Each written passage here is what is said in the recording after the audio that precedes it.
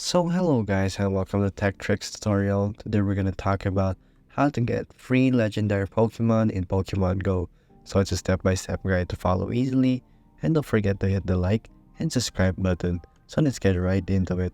So basically it's pretty easy to do and get a legendary here in Pokemon Go. Since the only thing you have to do is by reaching your level 20, it will reward you in your researches. It will reward you with the special mythic actually and legendary Mew. So I already have obtained mine, as we're gonna see right here. I have already obtained my Mew right here, and another way to get that is only through special events. So there are a lot of special events that have passed by already, and as you can see there are some here where that will give you the special one, such as the Zygarde one. I have the Zygarde one now.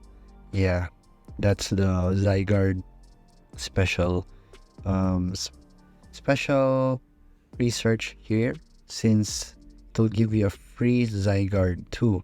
And then the only last way you can get free legendaries here in Pokemon Go is by doing a 20 win Pokemon battle streak. If you have done that, it will reward you with the Dialga, if I'm not mistaken. And that's just how you get the free legendary Pokemon in Pokemon Go. And thank you for watching this video.